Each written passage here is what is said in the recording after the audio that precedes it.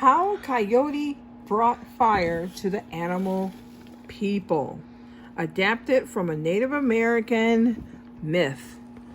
Long, long ago, the animal people were sad because they had no fire to keep them warm. They were always cold and afraid. The only fire in the world flickered at the top of a mountain where three monsters, the Skookums, guarded it. The Skookums would not share fire with anyone, for if fire got into the hands of the animal people, the world would change forever. One day, Coyote, the trickster, visited the animal people's village. He was sly, but he was also brave and intelligent.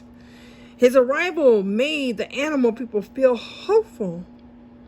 Coyote could help us get fire, exclaimed squirrels.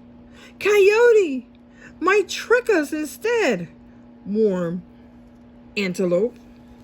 To which frog replied, I'd rather be cold than tricked. But Coyote was kind, and he knew that fire would make the animal people happy, so he promised to help them by visiting the Skookums. Yay, look, I'm recording. Cool. Okay, I'm not Can you done. please just say hi to YouTube because we did this on our screens and I posted on YouTube. Say hi. How are you? I'm not done yet. I'm going to read some more. Put it back on here. Coyote's journey to the top of the mountain was difficult because he faced many obstacles. Sharp rocks, falling boulders, and bushes that tore at his skin. But Coyote would not go back on his promise to the animal people. He was determined to help them. Coyote was brave, but even he felt timid when he reached the mountaintop and saw the Skookums for the first time. They were tall and skinny, wore bright red kerchiefs on their heads. From under the kerchiefs peered eyes both sharp and watchful. One Skookum stood near the fire while the other two did chores or slept in their tent. Coyote was not one to give up easily, so he settled at the edge of the Skookums' camp to observe them. He struggled to stay awake. After all, he was tired from his long climb, and finally, at dawn, he saw something unexpected. The Skookum, who had kept watch over the fire all night, left her post and shuffled to the tent where her sisters slept. She stuck her head into the tent and whispered, Sister, it is time for my sleep. Take my place at the fire. Almost done. Okay, 3, 2, 1. Okay. Coyote counted to 30 before another Skookum came out of the tent. Coyote smiled as he realized that he had discovered the weakness in the Skookum's routine. When they changed position, the fire was left unguarded. Coyote hurried back down the mountain. Now he had to develop a plan for stealing some fire. He decided to ask his sisters who lived nearby for help.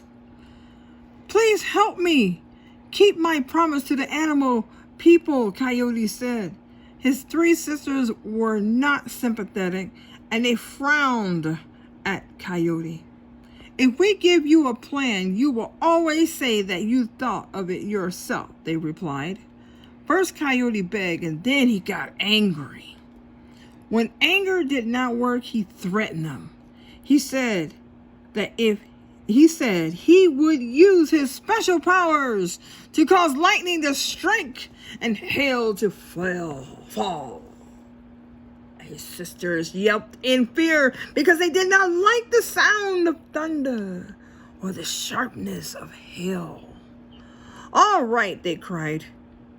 "We will give you a plan, but if you were really smart, you would have figured it out yourself. Instead, you make threats against your sisters, which is very shameful."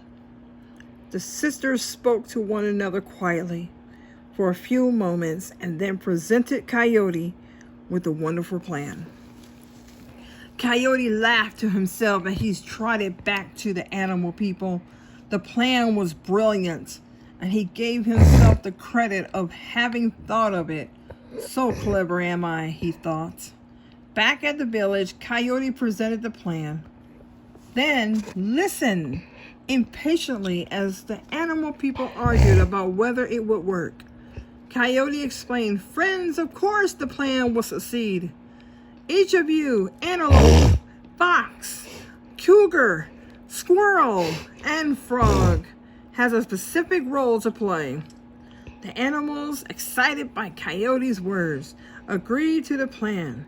So, while Coyote climbed back up the mountain, waited for the sun to go down, and then rise again, the animal people took their positions. At dawn, Coyote watched as one skookum shuffled over to the tent and whispered, "Sister, it's your turn."